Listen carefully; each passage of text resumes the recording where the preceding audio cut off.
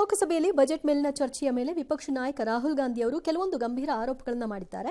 ಭಾರತ ಯಾರಿಂದ ತೈಲ ಖರೀದಿಸಬೇಕು ಅಥವಾ ಖರೀದಿಸಬಾರದು ಅಂತ ಅಮೆರಿಕ ನಿರ್ಧರಿಸುತ್ತೆ. ಅಮೆರಿಕ ಜೊತೆ ವ್ಯಾಪಾರ ಒಪ್ಪಂದ ಮಾಡಿಕೊಳ್ಳುವ ಮೂಲಕ ಭಾರತ ಮಾತೆಯನ್ನೇ ಮಾರಲಾಗಿದೆ. ಟ್ರಂಪ್ಗೆ ಮೋದಿ ಶರಣಾಗಿದ್ದಾರೆ ಅಂತ ದೂರಿದ್ರು. ಭಾರತದಲ್ಲಿ 140 ಕೋಟಿ ಜನಸಂಖ್ಯೆ ಇದ್ದು ವಿಶ್ವದಲ್ಲೇ ಭಾರತ ಅತಿದೊಡ್ಡ ಡೇಟಾ ಸೆಂಟರ್ ಆಗಿದೆ. ಅಮೆರಿಕ ತನ್ನ ಡಾಲರ್ ಮೌಲ್ಯ ಕಾಪಾಡಿಕೊಳ್ಳೋದಕ್ಕೆ ಭಾರತದ ಡೇಟಾವನ್ನು ಬಳಕೆ ಮಾಡಿಕೊಳ್ತಿದೆ. ಅಮೆರಿಕದವರಿಗೆ ಡೇಟಾ ಬೇಕಾದ್ರೆ ನಮ್ಮನ್ನ ಸಮಾನರಂತೆ ನೋಡಬೇಕೇ ಹೊರತು ಅವರ ಸೇವಕರಂತೆ ಅಲ್ಲ ಅಂತ ಕಿಡಿಕಾರಿದ್ರು. ಎಪ್ಸ್ಟೈನ್ ಫೈಲ್ ಬಗ್ಗೆ ಪ್ರಸ್ತಾಪಿಸಿರುವ ರಾಹುಲ್ ಗಾಂಧಿ, ಈ ಫೈಲ್ನಲ್ಲಿ ಹೆಸರಿರುವ ಅನಿಲ್ ಅಂಬಾನಿ ಜೈಲಿನಲ್ಲಿರಬೇಕು. ಕೇಂದ್ರ ಸಚಿವ ಹರ್ದೀಪ್ ಸಿಂಗ್ಗೆ ಎಪ್ಸ್ಟೈನ್ ಪರಿಚಯಿಸಿದವರು ಯಾರು ಅನ್ನೋದೇ ಗೊತ್ತಿಲ್ಲ ಅಂತ ಕೇಳಿದ್ರು. ಈ ವೇಳೆ ಗದ್ದಲ ಕೋಲಾಹಲ ಉಂಟಾಯಿತು. ರಾಹುಲ್ ಮಾತಿಗೆ ಕೇಂದ್ರ ಸಚಿವ ಕಿರಣ್ ರಿಜಿಜು ತಿರುಗೇಟ್ ಕೊಟ್ಟರು. ಅಮೆರಿಕಕ್ಕೆ ಭಾರತ ಶರಣಾಗತಿ ಆಗಿದೆ ಅನ್ನೋದೇ ಸುಳ್ಳು. ಭಾರತ ಮಾತೆಯನ್ನ ನಾವು ಯಾರಿಗೂ ಮಾರಿಲ್ಲ ಅಂದ್ರು. ಮತ್ತೊಬ್ಬ ಸಚಿವ ಹರ್ದೀಪ್ ಸಿಂಗ್, ನನ್ನ ಹೆಸರನ್ನು ಅನಗತ್ಯವಾಗಿ ರಾಹುಲ್ ಗಾಂಧಿ ಬಳಕೆ ಮಾಡ್ತಿದ್ದಾರೆ, ಅವರ ಆರೋಪಗಳೆಲ್ಲ ಸುಳ್ಳು ಅಂದ್ರು. ಇನ್ನು ರಾಹುಲ್ ಗಾಂಧಿ ಭಾಷಣದ ವಿರುದ್ಧ ಹಕ್ಕುಚ್ಯುತಿ ಕೂಡ ಮಂಡಿಸಲು ಬಿಜೆಪಿ ನಿರ್ಧರಿಸಿದೆ. ಈ ಮಧ್ಯೆ ಬಜೆಟ್ನಲ್ಲಿ ಯಾವ ರಾಜ್ಯಗಳಿಗೂ ಅನ್ಯಾಯವಾಗಿಲ್ಲ ಅಂತ ಹಣಕಾಸು ಸಚಿವರು ಹೇಳಿಕೆ ಕೊಟ್ಟಿದ್ದಾರೆ. You have sold India. Are you not ashamed of selling India? Yes. Do you have no shame of selling India? You have sold our mother, Bharat Mata. Do you have no shame? The interesting thing is that I know that the Prime Minister would not sell India under normal circumstances. He will not do it. You know why he sold India? Because they are choking him. Mr. Rahul, address to the chair, please.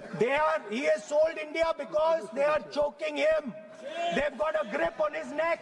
जब चोक आज तक कोई माई के लाल पैदा नहीं हुआ जो भारत को सेल कर सकता है, कोई खरीद सकता है, नहीं हो सकता है.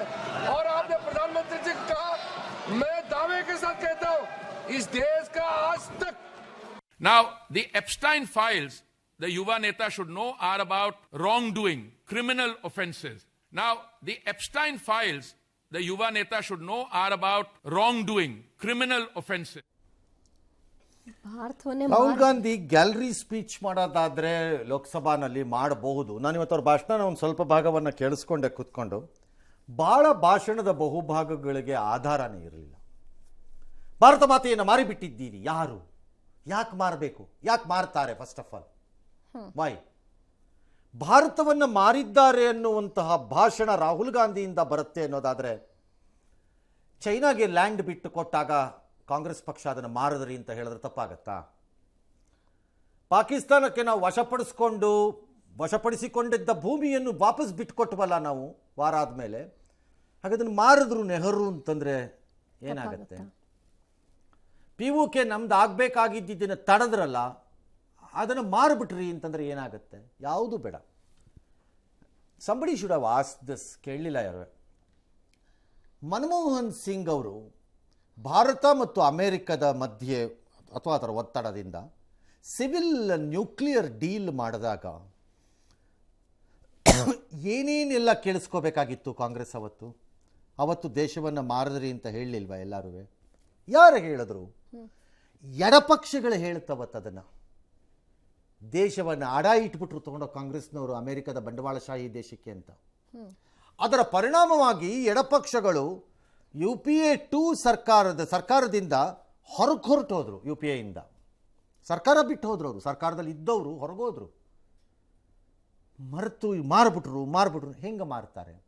ನಂಬರ್ 2, ಅವ್ರು ಹೇಳಿದ್ರಲ್ಲಿ 20 ಒಂದು ವೇಳೆ ಭಾರತ ಸರ್ಕಾರ, ಮೋದಿ ಅಂತ ಬಿಡಿ, ಅವ್ರು ವೈಯಕ್ತಿಕವಾಗಿ ತಗೋತಾರೆ, ಹಂಗಾಗಿ ಅವ್ರು ಏನಾರು ಹೇಳ್ಕೊಳ್ಳಿ, ಭಾರತ ಬೆದರುವ ಸರ್ಕಾರ ಆಗಬೇಕಾಗಿದ್ದಿದ್ರೆ, ಅಮೆರಿಕ ಹೇಳಿದಂತೆ ಡಾನ್ಸ್ ಮಾಡೋದಾಗಿದ್ದಿದ್ರೆ, ನನ್ನ ಪ್ರಕಾರ ನಮ್ಮಿಬ್ಬರ ಒಪ್ಪಂದ ಒಂದು ವರ್ಷದಿಂದನೇ ಆಗಬೇಕಾಗಿತ್ತು. ಅವಾಗ ಅದಾಗದೇ ಇದ್ದಿದ್ದ ಕಾರಣನೇ ಅದು, ನಂಬರ್ 1. ನಂಬರ್ 2, ಭಾರತ ಬಗ್ಗಿ ತೆವಳಿ ನಿಂತ್ಕೋಬೇಕಾಗಿತ್ತು, ಅಮೆರಿಕದ ಜೊತೆನಲ್ಲಿ ಅನ್ನೋದೇ ಆಗಿದ್ದಿದ್ರೆ, ರಷ್ಯಾ ಮೇಲಿನ ನಾವು ಆಯಿಲ್ ಖರೀದಿ ಮಾಡಿದ್ದು, ತೈಲ ಖರೀದಿ ಮಾಡಿದ್ದಕ್ಕೆ 25% ಅಡಿಷನಲ್ ಟ್ಯಾಕ್ಸ್ ನಮ್ಮ ಮೇಲೆ 6 ತಿಂಗಳು ಬೀಳ್ತಾನೆ ಇರಲಿಲ್ಲ.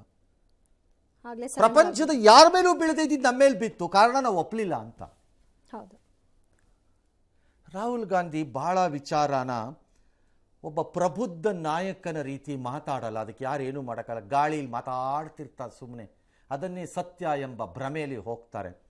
ಚುನಾವಣೆಗಳಲ್ಲಿ ಸೋಲ್ತಾರೆ, ಮೂಲೆ ಹಿಡಿತಾರೆ. This is a problem of a leader. So ಈಗ ಲೆಕ್ಕ ತಗೊಳ್ಳಿ, ಲೆಫ್ಟ್ ಪಾರ್ಟೀಸ್ ಅವತ್ತಿನ ಕತೆ ನಾನು ಹೇಳ್ತಾ ಇದ್ದೆ. ಅವ್ರು ಹೇಳ್ತಾರೆ 3% ಇದ್ದಿದ್ದನ್ನು 18% ಮಾಡಿಬಿಡ್ತು ಅಮೇರಿಕಾ. ನಾನ್ಸೆನ್ಸ್ ಡೀಲ್ ಅಂತಾರೆ. ಯಾವ್ದು ನಾನ್ಸೆನ್ಸ್? ಹೇಗೆ ನಾನ್ಸೆನ್ಸ್ ಆಗುತ್ತೆ ಇದು? ಕೆಲವು ನಮಗೆ ಸರಿ ಹೊಂದದೇ ಇರುವ ಅಂಶಗಳು ಇದೆ, ಒಪ್ಪಂದದಲ್ಲಿ ಇರಬಹುದು. ನಮಗೆ ಸಂಪೂರ್ಣವಾಗಿ ಟೈಲರ್ ಹೊಲ್ಕೊಟ್ಟಿದ್ದ ಶರ್ಟ್ ಥರ ಒಪ್ಪಂದ ಕೊಡೋಕ್ಕೆ ಅಮೇರಿಕಾ ಬಕ್ರಾ ದೇಶ ಅಲ್ಲ. ಇಲ್ಲಿ ನಿಮಗೆಂಗೆ ನಾನು ಅವ್ರಿಗೆ ಈಕ್ವಲ್ ಪುಟ್ಟಿಂಗಲ್ಲಿ ಇದಾಗಲ್ಲ ಅಂದ್ಬಿಡ್ತಿದ್ದೆ. ಆಗಲ್ಲ ಅಂದರೆ ಹೋಗಾಯ ಅಂತಿದ್ರು, ಕೇಳೋರು ಯಾರು? ಕೇರ್ ಮಾಡ್ತಿರ್ಲಿಲ್ಲ. ರಾಹುಲ್ ಗಾಂಧಿಗೆ ಅಧಿಕಾರವನ್ನು ನಡೆಸಿರುವ ಅನುಭವವೂ ಇಲ್ಲ, ಅನುಭವಿಸಿಯೂ ಇಲ್ಲ, ಬದಲಾಗಿರುವ ಪ್ರಪಂಚವನ್ನು ಅರ್ಥ ಮಾಡಿಕೊಳ್ಳುವ ಸ್ಥಿತಿಯಲ್ಲೂ ಇಲ್ಲ. ಅಕ್ಕಪಕ್ಕದಲ್ಲಿರುವ ಕೋಡಂಗಿಗಳ ಥರ ವರ್ತನೆ ಮಾಡೋರು ಯಾರೋ 4 ಜನ ಹೇಳ್ಕೊಟ್ಟಿದ್ದನ್ನು ಹೇಳ್ಬಿಡ್ತಿದ್ದಾರೆ. ಯಾವ ದೇಶ ಕೇಳುತ್ತೆ? Why will America listen to India? ಏನು ಇಂಡಿಯಾ ಏನು $10 ಟ್ರಿಲಿಯನ್ ಬಿಸ್ನೆಸ್ಸನ್ನು ಅಮೇರಿಕಾ ಜೊತೆ ಚೈನಾ ಥರ ಮಾಡಿಕೊಂಡು ಡಿಪೆಂಡೆನ್ಸಿ ಇದೆಯಾ? India can be ignored by America. America ಭಾರತವನ್ನು ನಿರ್ಲಕ್ಷಿಸ್ಬಿಡ್ಬೋದು ಬೇಕಾದರೆ ಮನಸ್ಸು ಮಾಡಿದ್ರೆ. ಏನು ಮಾಡೋಕ್ಕಾಗಲ್ಲ ಇಂಡಿಯಾಗೆ. ಹೇಳಿದ್ದೀನಿ ನಾನು, ಬರೆದಿಟ್ಕೊಳ್ಳಿ ನೀವು. ಇಂಡಿಯಾದು ಚಿಲ್ಲರೆ ವ್ಯವಹಾರ ಅಮೇರಿಕಾ ಜೊತೆ ನಡೀತಾ ಇರೋದು ಒಂದು $75-80 ಬಿಲಿಯನ್. ಚಿಲ್ಲರೆ ಅದು. ಅಮೇರಿಕದ ಜೊತೆ ಬಹುದೊಡ್ಡ ವಾಣಿಜ್ಯ ವ್ಯವಹಾರ ಒಪ್ಪಂದ ನಮಗಿಲ್ಲ. ಹಾಗಾಗಿ ರಾಹುಲ್ ಗಾಂಧಿ ಆ ಭ್ರಮೆಯಲ್ಲಿ ಮಾತಾಡಿದ್ರೆ ಹೂ ಕೇರ್ಸ್? Nobody CARES. ಯಾರು ಕೇರ್ ಮಾಡಲ್ಲ. 3% ಇದ್ದಿದ್ದು 18% ಆಗೋಗಿದೆ ರೀ ಮಿಸ್ಟರ್ ಅಂತ ಯಾರೊಬ್ಬರು ಹೇಳ್ಬೋದಾಗಿತ್ತು, ಹೇಳಿಲ್ಲ. ಅಮೇರಿಕಕ್ಕೆ ಭಾರತ ಅಮೇರಿಕದ ಸಹವರ್ತಿ ದೇಶ, ಆಲೈ, ಒಡನಾಡಿ ಅಲ್ಲ. ಜಪಾನ್ ಹೌದು, ಸೌತ್ ಕೊರಿಯಾ ಹೌದು, ಒಂದು ಹಂತದಲ್ಲಿ ಕೆನಡಾನೂ ಹೌದು, ಮೆಕ್ಸಿಕೋನೂ ಹೌದು. ಒಂದು ಹಂತದಲ್ಲಿ ಲೆಕ್ಕ ಹಿಡಿದ್ರೆ ನೀವು UK ಹೌದು, ಅಂದರೆ ಯುನೈಟೆಡ್ ಕಿಂಗ್ಡಮ್, ಬ್ರಿಟಿಷ್ ಅವ್ರು ಹೌದು. ಅವರುಗಳು ಝೀರೋಲಿದ್ದವರು 10-15-20% ಬಂದಿದ್ದಾರೆ. ಅಂದರೆ ಇಡೀ ಅಮೇರಿಕದ ಆಡಳಿತವೇ ಸುಂಕ ಎಂಬ ಹೊಸ ಪದ್ಧತಿಯನ್ನು ಜಾರಿಗೆ ತಂದಿದೆ. ಜಪಾನ್ ಅಮೇರಿಕದ ಬಹುದೊಡ್ಡ ಸಹವರ್ತಿ ಪಾಲುದಾರಿಕೆ ದೇಶ. ಅದು ಅಮೇರಿಕದ ಜೊತೆ ಎಷ್ಟೋ ದಶಕಗಳಿಂದ. ಅಂಥವರು ಇವತ್ತು 15% ಕೊಡ್ತಾ ಇದ್ದಾರೆ. ಸೌತ್ ಕೊರಿಯಾ 15% ಕೊಡ್ತಿದ್ದಾರೆ. ಸ್ಪೆಷಲ್ ರಿಲೇಷನ್ಶಿಪ್ ಅಂತ ಕರೆಸ್ಕೊಳ್ಳುವಂಥ ಬ್ರಿಟನ್ 10% ಕೊಡ್ತಾ ಇದೆ. ಹಾಗಿದ್ರೆ ಅವ್ರ ದೇಶ ಮಾರ್ಕೊಂಡು. ಹಾಗಿದ್ರೆ ಅವ್ರಿಗೆ ಬಿದ್ದಿದೆ 0ಯಿಂದ ಅಲ್ಲಿಗೆ ಅಂದರೆ ನಿನಗೆ 3-18 ಬಿದ್ದಿರೋದು ಯಾವ ಲೆಕ್ಕ? ಅದನ್ನೇ ದೊಡ್ಡದು ಮಾಡೋದು. ನಮ್ಮ ದೇಶದಲ್ಲಿ ರಾಹುಲ್ ಗಾಂಧಿ ಎಂಬಂತಹ ಬುದ್ಧಿವಂತರು 3-18 ಮಾತಾಡ್ತಾ ನಿಂತಿದ್ದಾರೆ ಸದನದಲ್ಲಿ. ಪಕ್ಕದ ಪಾಕಿಸ್ತಾನದಲ್ಲಿ ಅಯ್ಯೋ ನಾವು ಆ ಡೊನಾಲ್ಡ್ ಟ್ರಂಪ್ನ ಕಾಲಿಗೆ ಬಿದ್ದು ಬೂಟನ್ನು ತೊಳೆದು ಆ ನೀರನ್ನು ಕುಡ್ಕೊಂಬಂದಿದ್ರು ನಮಗೆ ಜಾಸ್ತಿ ಇಟ್ಬಿಟ್ಟಿದಾರಲ್ಲಪ್ಪ ಅಂತ ಅವರು ಮಾತಾಡ್ತಿದ್ದಾರೆ. ಭಾರತ ಬೆಟರ್ ಡೀಲ್ ಮಾಡ್ಕೊಂಡಿದೆ. ಭಾರತದ ಪಾಕಿಸ್ತಾನದ ಆರ್ಥಿಕ ತಜ್ಞರು ಅಲ್ಲೂ ಇದ್ದಾರೆ ಬುದ್ಧಿವಂತರೇ, ನಮ್ಮ ದೇಶದ ಥರ ಅಲ್ಲ, ಅಲ್ಲೂ ಇದ್ದಾರೆ ಬುದ್ಧಿವಂತರು ನಮ್ಮ ದೇಶದ ಥರನೇ. ಅವ್ರು ಹೇಳ್ತಿದ್ದಾರೆ the best deal India has been able to manage this ಅಂತ. ಪಾಕಿಸ್ತಾನ ಎಕ್ಸೆಪ್ಟ್ ರಾಹುಲ್ ಗಾಂಧಿ. ಸೊ ರಾಹುಲ್ ಗಾಂಧಿಗೆ ಪ್ರಪಂಚದಲ್ಲಿ ನಡೀತಿರುವ ಬದಲಾವಣೆಗಳನ್ನೆಲ್ಲ ಒಂದು ವಿಶಾಲ ದೃಷ್ಟಿಕೋನದಲ್ಲಿ ನೋಡಿ ಸಹಿಸಿಕೊಂಡು ಅರಗಿಸಿಕೊಂಡು ಅದನ್ನು ರಾಜಕೀಯದ ಇದ್ರ ಸುಳಿಗಳ ಮಧ್ಯದಲ್ಲಿ ಮಾತನಾಡುವಂತಹ ಟ್ಯಾಕ್ಟಿಕ್ಸ್ ಇಲ್ಲವೇ ಇಲ್ಲ ಅವ್ರ ಹತ್ರ. ಅವ್ರಿಗಿರೋದು ಒಂದೇ, ಬ್ಲೈಂಡೆಡ್. ಮೋದಿ ಬೈಬೇಕು, ಮಾಡಿದ್ದೆಲ್ಲ ಸರಿ ಅಂತ ಹೇಳಬೇಕು, ಅದರ ಜೊತೆಯಲ್ಲಿ ಭಾರತ ಬೈದು ಬಿಡ್ತಾರೆ. ಸಿಕ್ಕಿದ್ನೆಲ್ಲ ಸೇರಿಸ್ಕೊಂಡು ನಾಳೆ ನೀವೇ ಪ್ರೈಮ್ ಮಿನಿಸ್ಟರ್ ಆದರೆ you think you can make this 18% into 3%? You think so? I can only call you a fool ಅಷ್ಟೇ. ಹಂಗೇನಾರು ಅಂದ್ಕೊಂಡ್ರೆ ಅಷ್ಟೇ ನಾನು ಹೇಳೋಕ್ಕಾಗೋದು. ಸಾಧ್ಯ ಇಲ್ಲ, ಯಾವಂಕ ಇಲ್ಲ.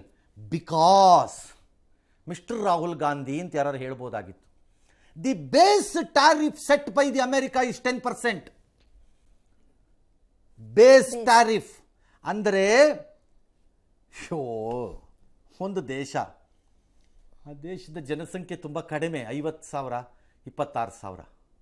ಅವರು ಅದೆಷ್ಟೋ 2 ಮಿಲಿಯನ್ ವ್ಯವಹಾರ ಮಾಡ್ತಾರೆ. ಅದು ಯಾವುದೋ ಟೈಪ್ ಆಫ್ ಒಂದು ವುಲ್ ಟೈಪ್ ಯಾವುದೋ ಒಂದು ಶರ್ಟನ್ನು ಕಳಿಸ್ತಾರೆ ಅಮೇರಿಕಕ್ಕೆ, ಅಷ್ಟೇ ಅವ್ರು ಕಳಿಸೋದು. ಅವ್ರಿಗೆ 10% ಬಿದ್ದಿದೆ. ಅಂದರೆ ಸ್ಟ್ಯಾಂಡರ್ಡೇ 10% ಇರೋದ್ರಿಂದ 10ರಿಂದ ಶುರು ಎಲ್ಲರಿಗೂ 130 ಚಿಲ್ಲರೆ 160 ಚಿಲ್ಲರೆ ದೇಶಕ್ಕೆ ಆ ಜನಸಂಖ್ಯೆ How can Mr. Rahul Gandhi think of 3%? How? ಇವರೇ ಆಗಿದ್ರು ಅದನ್ನ ಮಾಡೋಕ್ಕಾಗ್ತಿತ್ತ? ಹತ್ರಲ್ಲಾರು ಇರ್ಬೇಕಿತ್ತಲ್ಲಪ್ಪ. ರಾಹುಲ್ ಗಾಂಧಿನ ಇವ್ರು ಡೊನಾಲ್ಡ್ ಟ್ರಂಪ್ ನನ್ನ ಫ್ಯಾಮಿಲಿ ಮ್ಯಾನ್ ಅಂತ ಅನ್ಕೊಂಡ್ರು 10% ಇರ್ತಿತ್ತಲ್ಲಪ್ಪ. ಎಲ್ರಿಗೂ ಮಾಡ್ದಂಗೆ ಇವ್ರಿಗೂ ನಿಯಮ. ಯಾರ್ರೀ ಹೇಳೋದಿದ್ನೆಲ್ಲ ಇವ್ರುಗಳಿಗೆ? ಅದಕ್ಕೆ ಹೇಳೋದು Lok Sabha is a joke, it's a drama center of variety of artists. Enjoy this idiotic entertainment, ಅಂದರೆ ಮೂರ್ಖತನದ ಮನರಂಜನೆ. ಎಸ್, ಜೀನಿ ಸ್ಲಿಮ್ ತಗೊಳಕ್ಕೆ ಸ್ಟಾರ್ಟ್ ಮಾಡಿದ್ನು ಅವಾಗ ಮಂತ್ಲಿ ಪೀರಿಯಡ್ಸ್ ಆಗ್ತಾ ಇದ್ದೀನಿ. PCOD ಪ್ರಾಬ್ಲಮ್ ನಾರ್ಮಲ್ ಆಗಿದೆ, ಥೈರಾಯ್ಡ್ ನಾರ್ಮಲ್ ಆಗಿದೆ. ಪೀರಿಯಡ್ಸ್ ಎಲ್ಲ 6 ಮಂತ್ ಆದ್ರೂ ಆಗ್ತಾ ಇದ್ದಿಲ್ಲ, ಇವಾಗ ರೆಗ್ಯುಲರ್ ಪೀರಿಯಡ್ಸ್ ಆಗ್ತಾ ಇದೆ. ಜೀನಿ ಸ್ಲಿಮ್ ನ ಯೂಸ್ ಮಾಡಿ 8 ತಿಂಗಳಲ್ಲಿ 55 kg ಸಣ್ಣ ಆಗಿದ್ದಾರೆ. ಜೀನಿ ಸ್ಲಿಮ್ ತಗೊಳ್ಳಿ, ಬೇಗ ಸಣ್ಣ ಆಗ್ತೀರಾ, ಫ್ಯಾಟ್ ಲಾಸ್ ಆಗ್ತದೆ. ಜೀನಿ ಸ್ಲಿಮ್ ನ ಯೂಸ್ ಮಾಡಿ 100% ಯಾವುದೇ ಸೈಡ್ ಎಫೆಕ್ಟ್ ಇಲ್ದಂಗೆ ಸಣ್ಣ ಆಗ್ತೀರಾ.